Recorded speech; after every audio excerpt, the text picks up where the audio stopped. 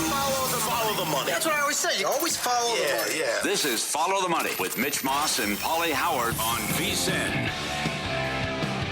Here we go. Welcome in. It is Follow the Money on VSiN, the Sports Betting Network. Mitch Moss, along with Pauly Howard. We're live in downtown Las Vegas from the Circa Resort and Casino on a very busy Friday. There's a lot to get to. We have great guests today on the program, including Bob McKillop in studio coming up in 30 minutes in town for the Crown, but also legendary coach at Davidson, the man in charge when Steph Curry went there. Talked to him for 3 hours probably. Greg Peterson in 90 minutes, his best bets, Final Four preview.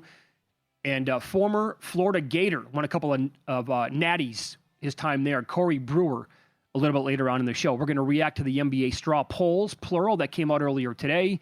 The NBA card overall tonight, another tanking parlay possibility that might cash, fingers crossed. And Paul, so as a gambling network, we have to start with this because we do have games coming up right now in Major League Baseball. And that would be the first one in like 5 minutes is Reds Rangers. Singer is going against Mackenzie Gore in this game, who was pretty damn solid in his Rangers debut in his first start. Singer, like some K props here, he is projecting for 5.81 Ks at Opta AI, and Gore projects for 6.68. I will give you this. I saw earlier today, the Rangers as big favorites when they're minus 160 plus. Since 2023, 65 and 27 straight up, and 21 and 5 straight up last year. Most profitable team in that span, Rangers money line, that according to BetLab Sports. I don't have a bet in that game, though. I do have one in the Phillies-Rockies game. Okay. What'd you do? I like the Rangers. Yes. Oh, you do like the Rangers? Yes, okay. I do. It's big with Gore, the price he's laying, but I do like him as well, and I like Seattle. Wu has put up good numbers against the Angels, and he had a huge performance against them last year. So, we're still waiting on some of these teams to get the bats going, and we might be waiting a while. But I think Seattle's worth a look and Texas worth a look coming up. Okay. Yeah, to me, it was a game starting at 1:10 Pacific time, so 4:10 on the East Coast. It's at Coors. It's the Phillies and the Rockies. Nola goes against Lorenzen. I'll give you a couple of numbers here to pinpoint where I landed today with my bets. But Aaron Nola last year was awful, had a 6.01 ERA, and he allowed 1.7 home runs per 9. His road numbers, he was 0-6 with the record. He had an ERA hovering around 7. The whip was 1.48. Michael Lorenzen, by the way, a 4.64 ERA, and he allowed 1.69 home runs per 9. In his 6 career starts in Colorado, a 4.03 ERA and a 1.21 whip. Lorenzen has pitched 8 times here, 2 starts. Those numbers, by the way, were Nola, but Lorenzen, a 9.24 ERA in 12.1 innings and a 1.6 whip. Schwarber, 8 home runs in 20 games at Coors over 94 plate appearances. And Bryce Harper has been, it's Coors Field, so we could hit there. But Bryce Harper, a 350 career average, 9 home runs, 17 doubles, and over 1,000 OPS. I split a bet here. I went first 5 over 5.5 even money, and I went over 10 for the game at minus 115. This is it's Nola and Lorenzen, so like their ceilings are high. They also have very low floors, but it's in Coors. Like 10, to me, is a low total when you have like the offensive firepower that Philly can trot out there. So I split a bet and went with both those overs there. All right. I like the Brewers as well. Yeah, so do I. Keep this going. Patrick's going. They're only $1.12. They've outscored their opponents 26-3 from the 6th inning on. And the Royals' bullpen was a mess in the last couple of games. And don't look now. Milwaukee and Houston tied for most runs scored. And Javier's got good numbers against the A's. So we go back to this with Sacramento/Las Vegas. Springs against Javier, and Javier's $1.10. Coming up later tonight as well. Yep. And the Yankees are leading the Marlins as we speak, opening day at Yankee Stadium. Did you see that place, by the way? Did they do something to center field? They looked like they added seats to me. And I also saw the fried ice cream, bucket ice cream that they got. That's all. They got a bucket of fried ice cream. Yes. I'm in for that. Check it out. But Ariel Epstein's there, by the way. I think she said that she's gone to 22 consecutive opening days at Yankee Stadium. The Bally's area near the park, they were packed in like it was New Year's Eve. Uh-huh. I've never seen that for a baseball game before, like 3 hours before first pitch. They were just going crazy there. Guys, can we fire up the Matt Vasgersian from earlier in the week? Because he joined us on Tuesday, And Will Warren took the bump today from the Yankees, and now he left the game before he actually finished the 6th inning overall. But his K prop was 4.5 or 5.5, and 5.5 over was plus money. And this was Matt Vasgersian talking about Warren with us on Tuesday, previewing this game. Yeah, he's probably going to go Friday. The Yankees haven't announced that officially yet, but it's his day. My like of Will Warren began last year, and it's even stronger now because he changed his spot on the mound. He's pitching off the third base side of the rubber now, and it's created a whole different lane for him to attack the strike zone. You can see it when you watch him pitch, especially if you line up videos side by side, which we've done. You really see the difference. And he's a guy who had some strikeout totals that popped last year.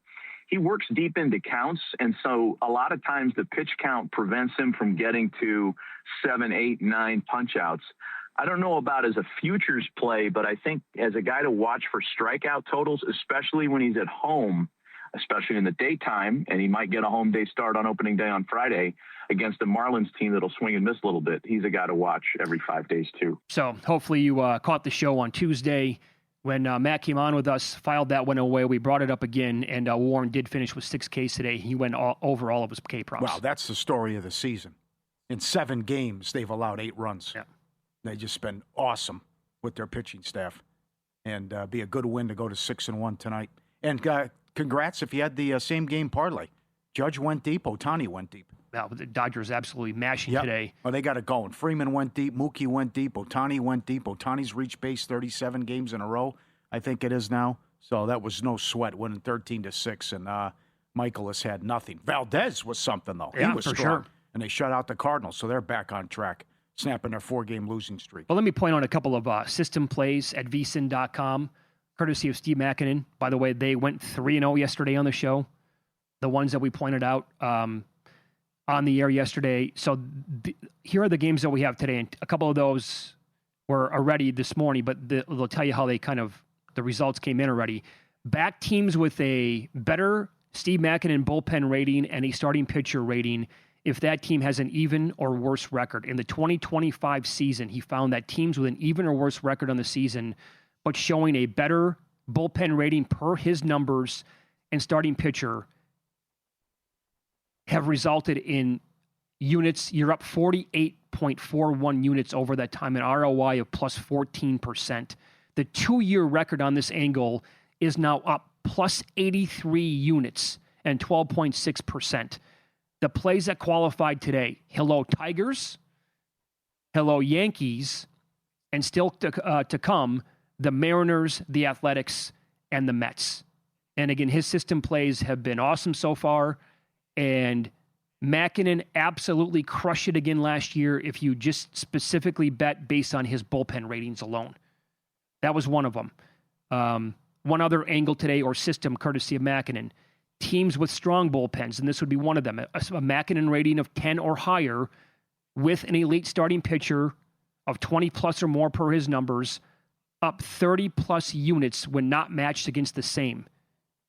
The angle brought in 12.66 units over the final 2 weeks of last year. So far this season, up about 1 plus units.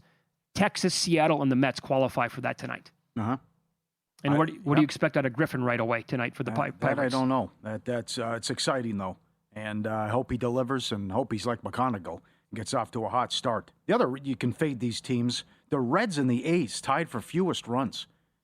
Guys not named Stewart hitting 155 for Cincinnati. It's been bad. Yeah, it's terrible. And the A's certainly with all the strikeouts, too. Another reason to back the Astros, and another reason to back Gore in Texas coming up, and that just started.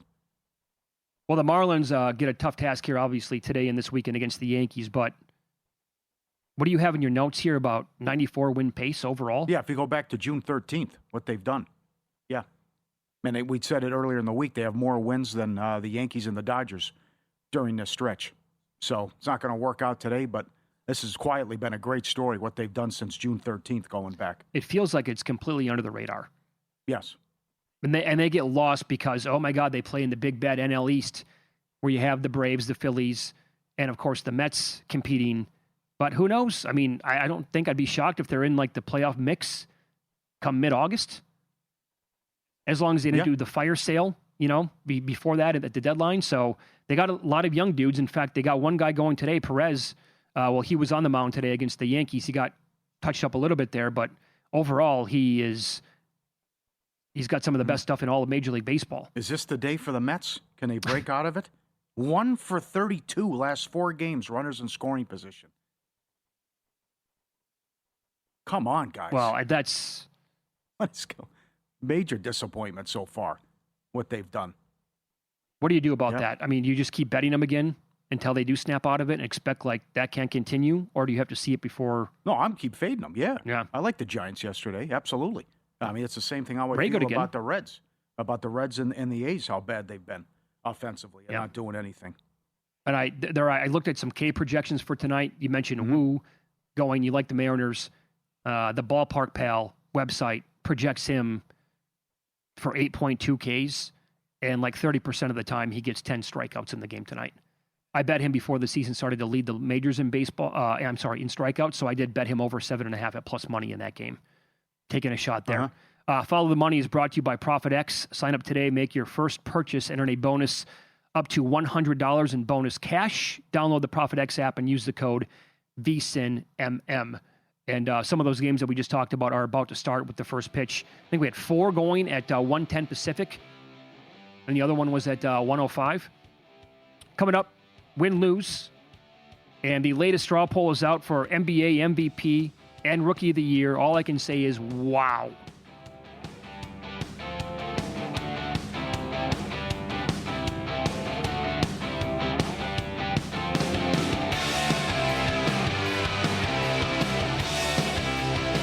So you're listening to this podcast because you want an edge. But what if I told you you're only halfway there? You've got the mindset. Now it's time to get the toolkit to match. Here's the thing. Pro bettors spend thousands on data and tools, but what they don't want you to know is you can get the same edge for a fraction of the cost with VSiN Pro. With VSiN Pro, you get access to expert picks, public betting data, prop projections, powerful tools, analytics, and more. Tap the link in the description and see why thousands of bettors are already using VSiN Pro to cash more bets.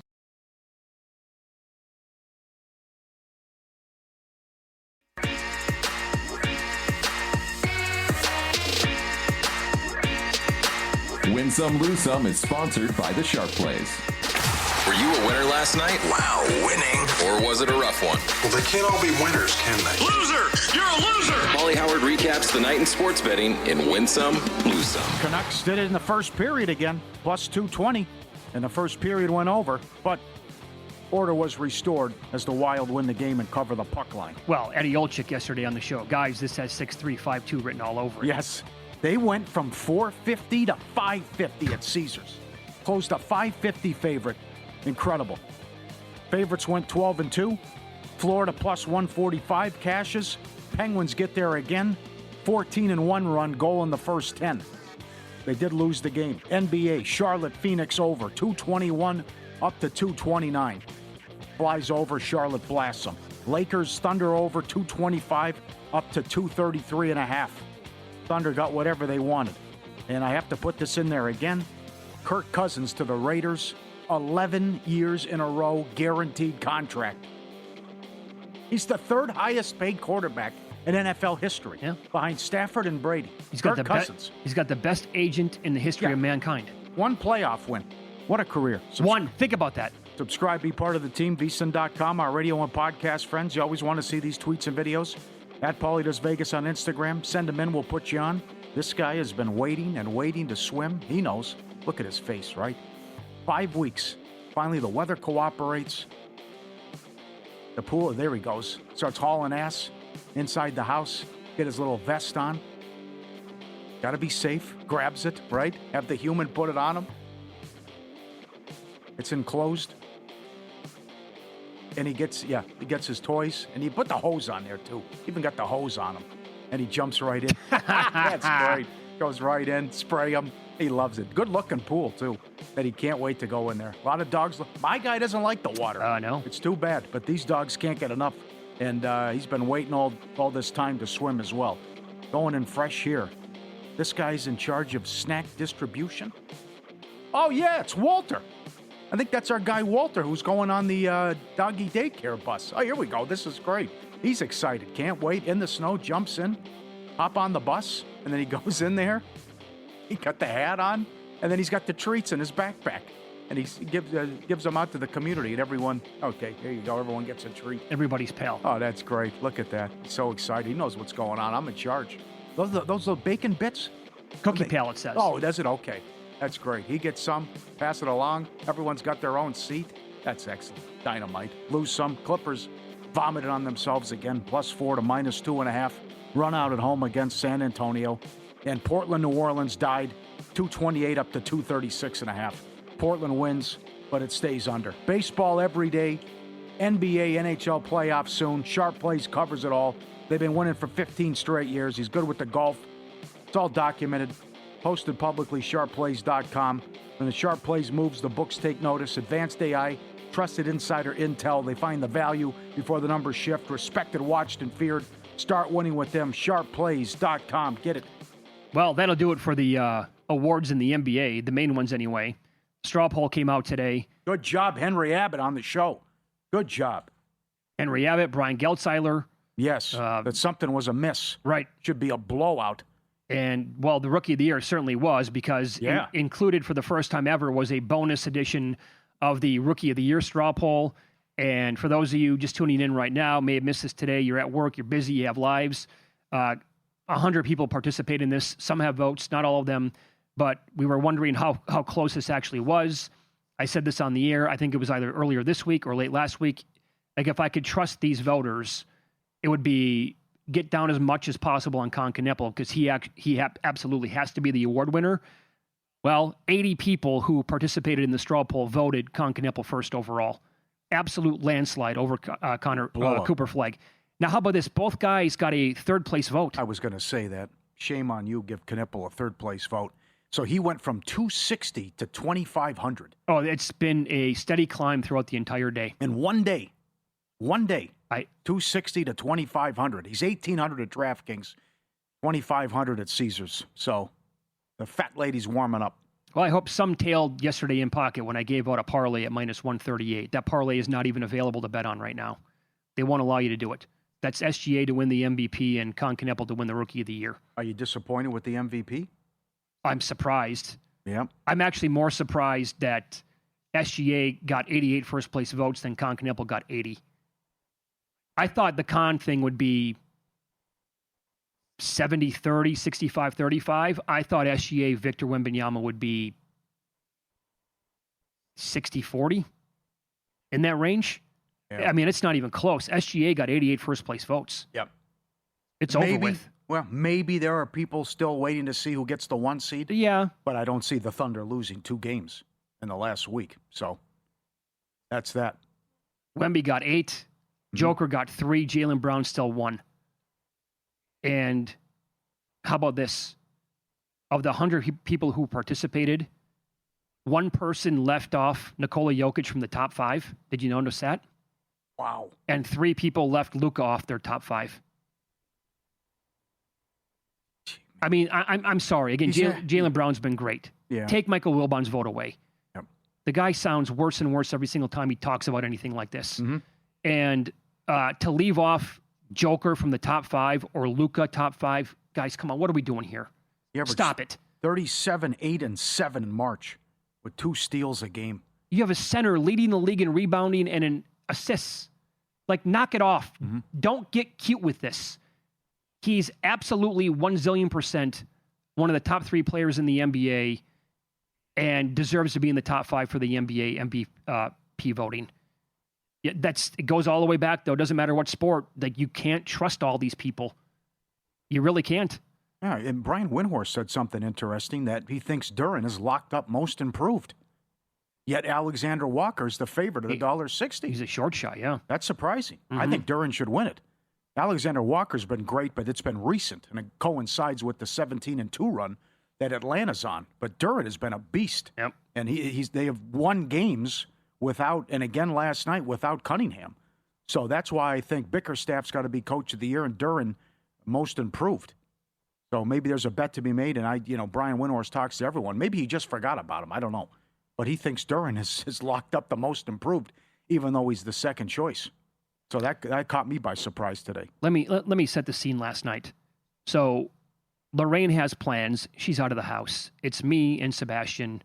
He turns 2 next month. So, trying to preoccupy a 1-year-old's time is a little bit difficult from time to time. But I had him locked in last night. The kid was good to go. He was in an awesome mood. He had a little tablet watching like Coco Melon or whatever. Like, this is phenomenal. I get the entire TV on my own tonight, and I'm locked into Thunder Lakers, and I shut it off in the second quarter. Mm-hmm. My God, Paul. Oh. And my early observation was the Lakers trotted out LaRavia in the game to start. Marcus Smart wasn't there, and he's playing.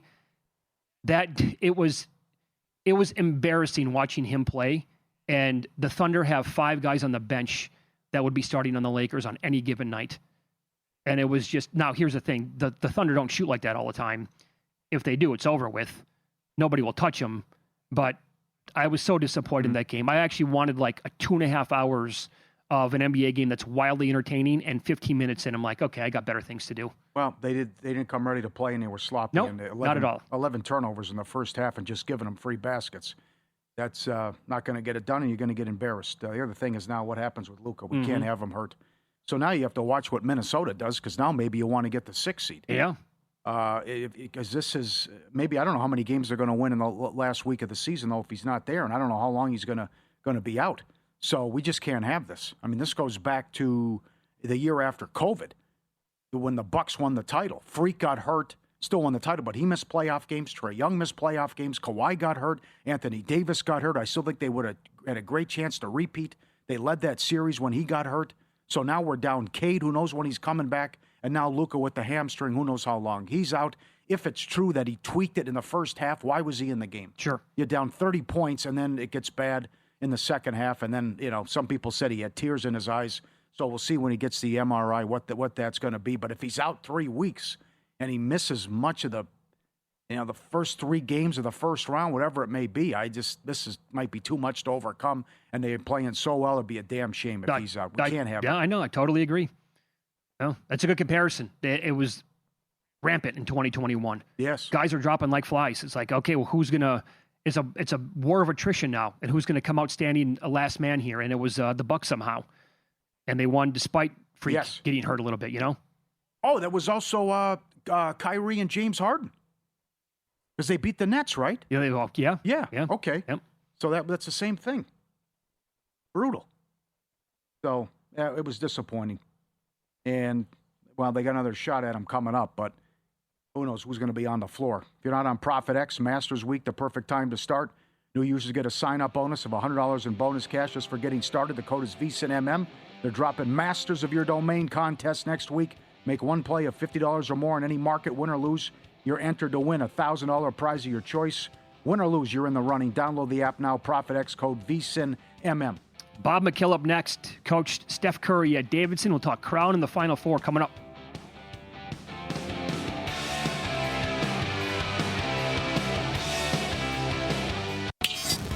This is Follow the Money on VSiN. Welcome back. We're live in Vegas. Circa Resort and Casino is the spot. Mitch Moss along with Pauly Howard as we are on Final Four Eve. And the numbers now, they are kind of the same where they were at pretty much the entire week, although some books actually moved Illinois down to 1.5, Pauly, in the game against UConn coming up tomorrow. You're on UConn.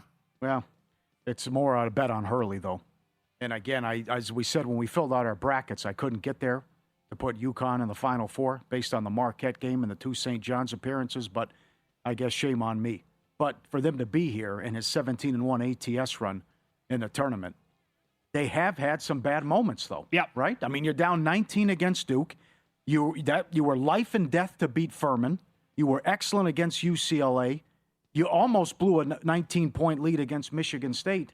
So there's been a lot of bad moments in the last month, even though they're in the Final Four. And as we've discussed all week, the Illinois team not getting much respect and not talked about, that they were out there at 60-1, and how they've turned this around, and number one, been so good defensively and what they've done on offense. But the big thing is to hold VCU to 55, to Houston to 55, to lock down Iowa, and then to beat Iowa by 13 points when you couldn't make a shot from outside. Very impressive. Yeah, let me give you some numbers at Lucas Oil Stadium, where 40 college basketball games since 2013 have been played for the tournament. The first half over is actually 24-16 in those 40 games, courtesy of Evan Abrams' Action Network, going over on average by 2 points per game. So they're close.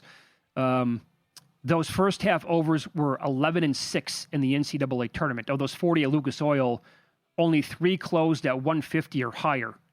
And Michigan and Arizona certainly higher than that, much higher than that right now. But those 3 games went 3-0 to the under. Now, second half unders in the NCAA tournament, specifically at Lucas Oil Stadium, are 16-11 to the under. So I did some digging. I went back and looked at not only Lucas Oil, but the permanent transition into football stadium started in 1997.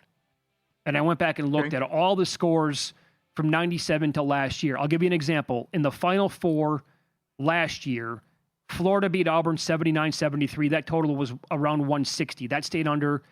Houston beat Duke by 3, 70-67. That stayed under. The national title game stayed under. But if you go all the way back, here are the numbers, because this whole talking point of, you would think, right, unders have been a major storyline over the last almost 30 years. Tough background, yes. So 56 semifinal games from 1997 to 2025. 26 overs, 29 unders, 1 push. Championship games, 13 overs, 15 unders. Across all 84 games, so semifinal Saturday and the national title game, 39 overs, 44 unders, 1 push. I would just have thought like unders would have been 50 and 33 or something like that. Yeah. In that range. Mm-hmm. But nope. Yep. It's kind of a coin flip. Mm-hmm. I have to contain Reed. Got to slow him down somehow, some way. Plus, if he goes off, then he can open it up for the shooters. And Caravan likes to bomb from way out as well, too. But that's the impressive thing of what they did against Duke. They couldn't make a shot, and they come all the way back, led by the defense and rally to get the win. And then Caravan and Mullins hit the big threes when it mattered. You asked Jay Billis yesterday, does the meeting November 28th mean anything? He says no. Illinois definitely a different team, and it's been a great run, what they've done, and we'll see if they can have success scoring down low, getting easy baskets, and also containing Reed, which I don't know. It might be more he has to beat himself and maybe struggle shooting and not get the easy baskets because he's just been so good in what he's done. And he's so damn big, he's hard to slow down as well. But these are phenomenal matchups, and I know Coach is coming in here in a second. You have 4 games tomorrow, and every game the point spread's 1.5 with the Crown semis and the Final Four. Sure. Are you a fan of Dan Hurley? Not as the coach, but his antics. I can't believe the headbutt. I'm just shocked at his behavior. Do you mean after the Mullen shot when he went up, he put his he went up to the referee, the jacket's off, and he puts his nose on the referee's face like this, in a stare down contest for 3. I'm like, I thought he wanted the chest bump. He said, I know. Well, he's an unbelievable coach, but he's tough to take. There's no doubt about it. Yeah. I mean, it seems every time they lose, it's the official's fault. Yeah. And there's a technical, and he gets tossed. So I would love to see the Big Ten get it done and end the drought. So whether it's Illinois against Michigan in the final, but I do hope, and as you have said it many times, I hope we get good games. Yeah, no doubt. And we're supposed to, based on these point spreads, and then the 2 heavyweights, which who's got the best A game in college basketball? Maybe it was Duke if they were healthy, but I would love to see that Michigan team that was rocking everyone in the non-conference and what they did, especially the Gonzaga performance to beat them by 40. But it begs the question, it hasn't happened yet. But what happens if Michigan's not knocking down the threes? Sure. Will they have success down low? Can they slow down Arizona, who's number 1 in free throw attempts, and getting to the line? But the way they've been shooting, it hasn't been a problem, and they've been so good. And it's not getting talked about enough, at least in my opinion, that they've won all these games and scored 90 points in all of them. I liked what Humans and Murray were talking about last night on primetime. And that is, again, both teams are so big down low, and Michigan is as good as it gets at defending the rim. And that's where Arizona thrives. They don't take a lot of threes. They're one of the lowest 3-point volume teams in the entire country in terms of attempts. So if that's the case, then don't think that they want to get into a half-court kind of slowdown game. I think they're going to want to push the entire time, and Michigan will absolutely play that game. Mm-hmm. So it's a fascinating handicap there. But in the Illinois-UConn game, Dan Hurley, one thing about him is he's an absolutely tremendous soundbite. And he gets it, right? And he was talking about the mission on hand. I had to let everyone enjoy it. I couldn't come in on Monday like a cold, damp blanket and just start destroying people on Monday. I mean, that just would have been just a cruel thing to do to people's spirit after such an incredible victory. But Tuesday, you just got to bring everybody back to reality. Like the reality is that moment's over. It's an incredible moment. You'll have that the rest of your life. But we came here for rings, not watches. Everyone that comes to the Final Four gets a beautiful watch, but only one group's going to get a ring. So get off social media, stop injecting the dopamine into your arm and get serious about the preparation and the practice, because we don't hang banners for Final Fours at UConn.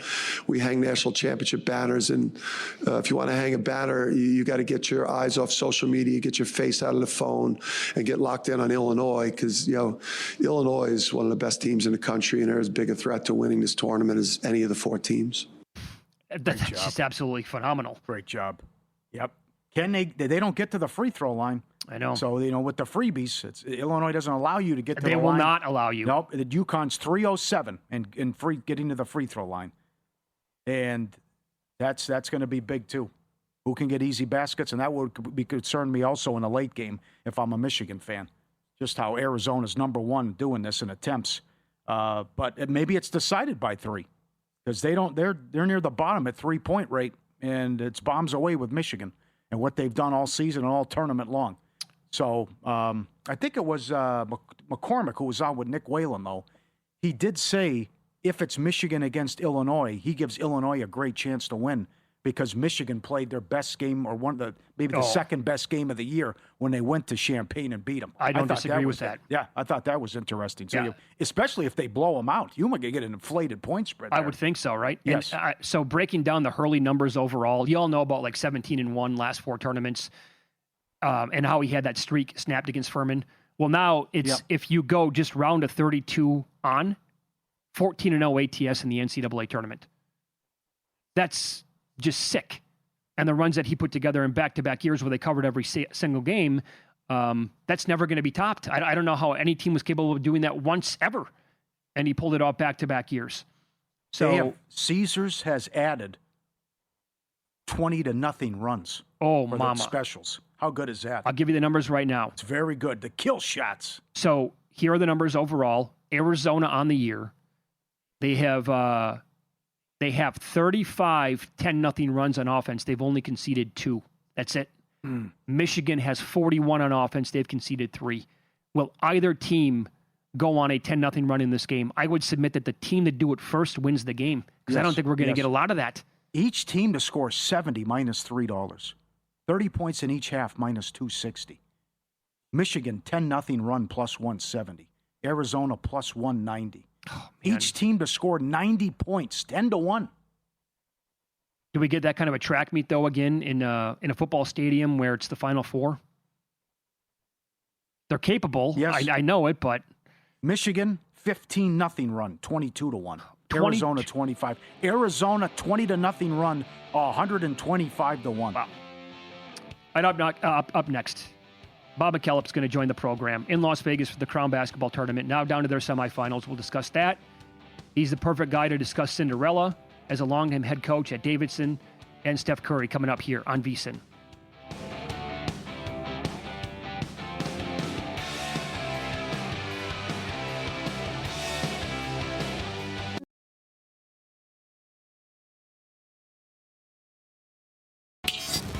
This is Follow the Money on VSiN. A lot to get into with our first guest today on the program, as we're live in Vegas from the Circa Resort and Casino at the Final Four tomorrow. The Crown is in Las Vegas. They're down to their semifinals, which will also be played tomorrow. And a longtime coach at Davidson, Bob McKillop joins the program now. He's in town for the Crown. Great to meet you, sir. Thanks for the time today. How are you? Well, Mitch, Pauly, thank you for having me. This is a joy for me to be with you. Well, very, very nice of you to say. Did pretty good basketball, by the way, in the Crown as well. That the Oklahoma-Colorado game the other night was outstanding going to overtime. Extraordinary because Colorado was missing 3 key players, and they played some rookies, some freshmen who had limited playing time, and yet they forced the issue to an overtime game. And Oklahoma, is maybe one vote away from getting to the tournament, and Porter's done an outstanding job of putting that team together. And to have them come and perform at that level after taking 2 weeks off says quite a statement about the coaches and the players. Mm-hmm. He was on the hot seat, according to some, and then some people thought she should have made the tournament. How about the AD coming out and say we failed him? We're bringing him back, and we need to step up with NIL money and help Mosier out. I've never heard that before. That was incredible. What was great about that was that it was a new AD on the block, because Joe Castiglione has retired, and the new AD comes in and makes that kind of statement. If I'm Porter, I'm like dancing in the streets that I got this kind of support from the new guy in town. Mm-hmm. And that was a very bold and powerful and courageous statement by the athletic director to take on that responsibility. Mm-hmm. So you're the perfect guy to talk about Cinderella. Back in 2008, when we had the first time ever all 4 number 1 seeds made the Final Four, your team with Steph Curry was this close to beating Kansas and playing the role of a spoiler that year. And Steph was unbelievable, obviously. So you retired in 2022. I didn't know this, but you didn't make anybody aware of that. No, I did not make the announcement about my retirement till I think it was June 30th or June 28th. I had spoken with the athletic director that I was contemplating it and did not fully decide I was going to do it till maybe February, March of the season, but kept that to myself and to the athletic director. So the comp I wanted to, because we have something similar going on in the Crown, and that is with Creighton and Greg McDermott. Longtime coach there, has done a bang-up job, really good program. But this is public knowledge, and everybody knows that he's calling it quits, and they made the Final Four. Like, is there something there where the players are going to go out and play can they put into an extra gear knowing that that's it for the coach? Sometimes that could be a process that backfires. If you think you're going to get the momentum and the impetus and the inspiration from that. You might remember when Mike decided he was going to leave Duke, that last game at home was against North Carolina, and they lost that game.